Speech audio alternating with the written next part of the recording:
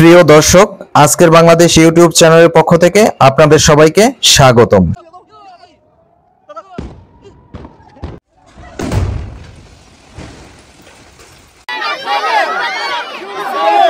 শুরুতেই আপনারা যে ভিডিওটা দেখলেন, এই ভিডিওটা দেখে আপনি যদি ইসরায়েলের বিপক্ষে কথা না বলেন, ইসরায়েলের বিরুদ্ধে প্রতিবাদ না করেন, ইসরায়েলকে আপনি একটা স্বৈরাচারী দেশ হিসাবে না বলেন, তাহলে আপনার ভিতরে কোনো মনুষ্যত্ব নাই।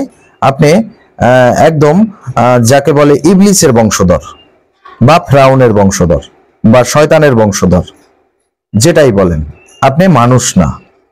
কারণ রক্তে মাংসে গড়া একটা মানুষের শরীরে যদি বিবেক বুদ্ধি থাকে, তার ভিতরে স্নায়ু থাকে, তার ষষ্ঠ ইন্দ্রিয় যদি কাজ করে, তাহলে এর প্রতিবাদ বা এর এই সব অত্যাচার নির্যাতনের বিপক্ষে কথা না বলাটা এক ধরনের অমানুষের পরিচয়। এখন যারা অত্যাচার করে তারাও তো মানুষ, সে কথা বলতে পারেন। হ্যাঁ, সবাই তো মানুষ। ফেরাউনও তো মানুষ ছিল, সেও তো এগুলা করছে। এখন ফেরাউনের চেয়ে তুলনামূলকভাবে কম করতেছে না। গাজায় যে ধরনের আগ্রাসন ইসরায়েল বর্তমানে চালাইতেছে, এই রমজান মাসে প্রায় 1800 থেকে 2000 মানুষ মারা গেছে গাজায়, তার ভিতরে 1200-র উপরে শিশু। রমজান মাসে গাজার মানুষ ঘাস দিয়ে ইফতারি করছে, সেখানে পানি বন্ধ, বিদ্যুৎ বন্ধ, খাওয়ার দাওয়ার কোথাও কিছু পাওয়া যায় না। মানুষ ক্ষুধার জ্বালায় ঘাস সেইটা খায়। তাইলে একজন মানুষ হিসাবে আপনার মনের ভিতরে কি একটু এটা নিয়ে আফসোস হয় না? আপনার কি একটু মানবতা নাই যে এইটা নিয়ে দুইটা কথা বলবেন না বা এটা নিয়ে প্রতিবাদ করবেন না?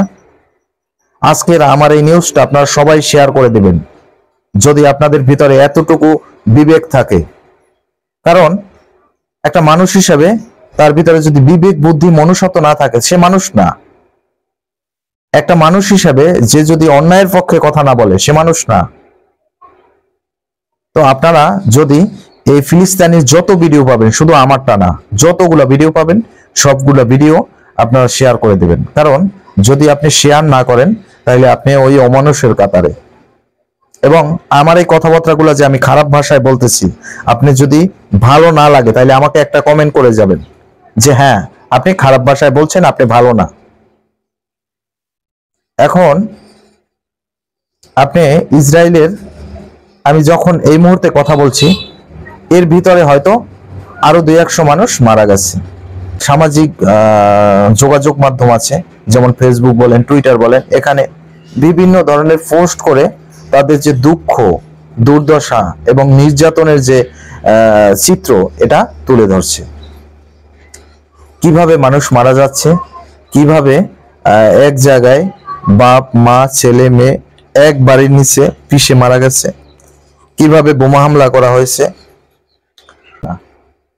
অন্যায়ের বিরুদ্ধে বর্তমান বিশ্বে একজন নেতা আছে, যিনি রাশিয়ার প্রেসিডেন্ট ভ্লাদিমির পুতিন।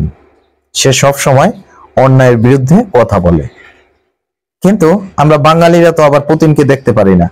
যখন রাশিয়া ইউক্রেন যুদ্ধ লাগছে, তখন বাঙালিরা ইউক্রেনের জন্য হায় হায় হায় হায় করছে, ইউক্রেনের জন্য এই বাংলাদেশে কত করছে, আন্দোলন অবরোধ করছে। অথচ এই ইউক্রেনের প্রেসিডেন্ট জেলেনস্কি এই ইসরায়েলের পক্ষে কথা বলে।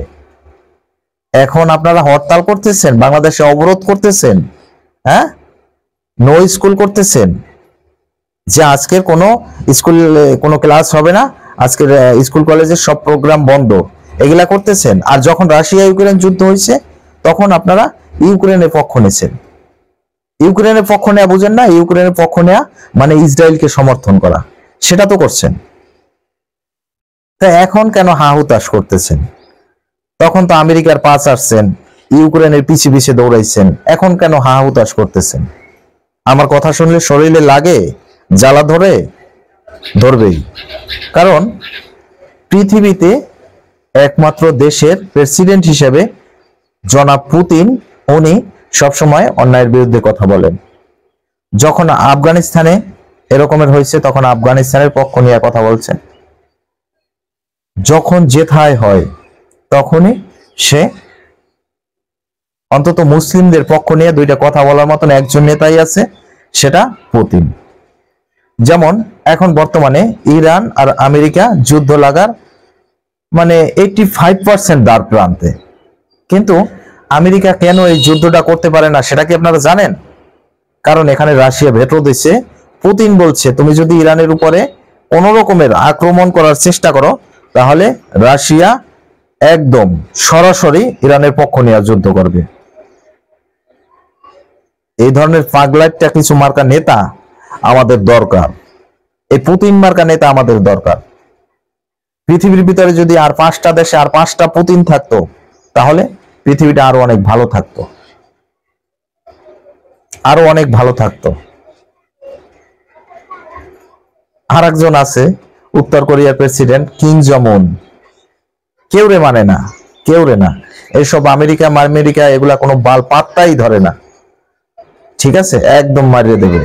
তো প্রসঙ্গে আসি, তো গাজার আমরা যে এখন কথা বলতেছি এখনো হয়তো 200, 300 বা 500 প্রাণ গাজার ঝরে যাইতেছে। গাজার মানুষ পশুর মতন মারতেছে, মানুষ হিসাবে মারতেছে না, পশুর মতন মারতেছে। এবং তাদেরকে বলতেছে যে তোমরা গাজার এই উপত্যকা ছেড়ে দাও। ফিলিস্তিনিরা যে স্বাধীনতা চায় সেই স্বাধীনতার পক্ষে দুইটা কথা বলার মতন, ওই যে পিছনে বই আন্দোলন করতে পারে, নো স্কুল কর্মসূচি দিতে পারে, ঠিক আছে, কিন্তু সামনে দাঁড়াইয়া যে একদম ফায়ার করে দেব এইটা বলার মতন সাহস সবাই হয় না, এটা পুতিনের হয়, ঠিক আছে। এই যত সমস্ত ন্যাটো মিল্লা ইউক্রেনের কিন্তু রাখতে পারে নাই। ইউক্রেনের প্রায় 3 ভাগের 1 ভাগ দখল করে নিচ্ছে, আর বাকি আছে 2 ভাগ, তাও এই 6 মাসের ভিতর নিয়ে যাবে। আর 2 ভাগ যে আছে না তাও 6 মাসের ভিতরে নিয়ে যাবে, কারণ পুতিন কেউ সাইডে দিয়ে কথা বলে না। আর পুতিন এবার কি ঘোষণা দিয়েছে, বলছে যে ইসরায়েলের এই আগ্রাসন যদি 24 ঘন্টার ভিতরে না থামানো হয় তাহলে রাশিয়া গাজাবাসীর পক্ষ হয়ে ফিলিস্তিনের পক্ষে যুদ্ধে নামবে। এবং রাশিয়ার পররাষ্ট্র মন্ত্রণালয় থেকে এর একটা নোটিশ জারি করে দেওয়া হবে। এখন আপনারা যেরাই যা ভাবে তারা অবশ্যই কমেন্ট করে জানাবেন যে আসলে আমার কথাগুলা কেমন। শুনতে একটু খারাপ শোনায়, কিন্তু কথাগুলা বাস্তব। প্রিয় দর্শক, এখন আপনারা আমার কথার সাথে যদি সহমত হন তাহলে শুধুমাত্র আন্দোলন অবরোধ করলে হবে না। আপনারা সোশ্যাল মিডিয়ায় ফিলিস্তিন সম্পর্কে যেই সকল পোস্ট পাবেন, শুধু আমার ভিডিও না, যতগুলা ভিডিও পাবেন সবগুলা ভিডিও দেখবেন, লাইক করবেন, কমেন্ট করবেন এবং শেয়ার করবেন। যখন সারা বিশ্বে গণমাধ্যমে এই জিনিসটা ছড়াই যাবে তখন হয়তো বিশ্বের সবার টনক নড়বে। জাতীয় সংঘ একটা সংস্থা, জাতীয় সংঘ, এই জাতিসংঘ সৃষ্টি হয়েছে 2য় বিশ্বযুদ্ধের পরে, যাতে এরকমের অত্যাচার, নির্যাতন, শিশু হত্যা বা যে কোনো প্রকারের অন্যায়ের বিরুদ্ধে কথা বলার জন্য। জাতিসংঘ কি করে? জাতিসংঘ ন্যাটোর একটা সংস্থা। এই ন্যাটোর সংস্থায় ন্যাটোর যে দেশগুলো আছে তাদের সুবিধাবাদী করে তারপর চলে জাতীয় সংঘ। এইসব জাতীয় সংগঠনের উপরে কোনো ভরসা করে লাভ নাই। আপনি আপনার দিক থেকে যেই পারেন নিজে 2 কথা ফিলিস্তিনের সপক্ষে বলেন, বললে আপনি নিউজ করেন বা ফেসবুকে পোস্ট করেন বা ইউটিউবে ভিডিও ছেড়ে দেন, অথবা কারো ভিডিও পাইলে সেই ভিডিওটাকে ভালো করে দেখবেন, লাইক করবেন, কমেন্ট করবেন, শেয়ার করে দিবেন যে আমরা ফিলিস্তিনি এই হত্যাযজ্ঞের, নির্যাতনের প্রতিবাদ করছি এবং এর বিচার চাই। আমরা ইসরায়েল জানি ধ্বংস হয়ে যায়, আল্লাহ তাআলা জানি গজব করে। তো ঠিক আছে প্রিয় দর্শক, ভালো থাকুন, সুস্থ থাকুন। আজকের ফিলিস্তিনের এই ভিডিও বা দুঃখ দুর্দশা দেখে মনটা ভালো নাই, এই জন্য হয়তো 2-4টা কথা আমি ওইভাবে বলে ফেলছি। যদি মন থেকে কষ্ট পেয়ে থাকেন তাহলে আন্তরিকভাবে আমাকে ক্ষমা করে দেবেন। এই পর্যন্তই, ভালো থাকবেন, সুস্থ থাকবেন। পরবর্তী কোনো ভিডিও নিয়ে আসবো। আর যদি আমার ভিডিওটা ভালো লাগে তাহলে অবশ্যই লাইক, কমেন্ট করে সাবস্ক্রাইব করে দিবেন চ্যানেলটা। আর যদি ভালো নাও লাগে তাহলে দেখতে থাকুন, দেখতে দেখতে ভালো লাগা ভালোবাসা হয়ে যাবে।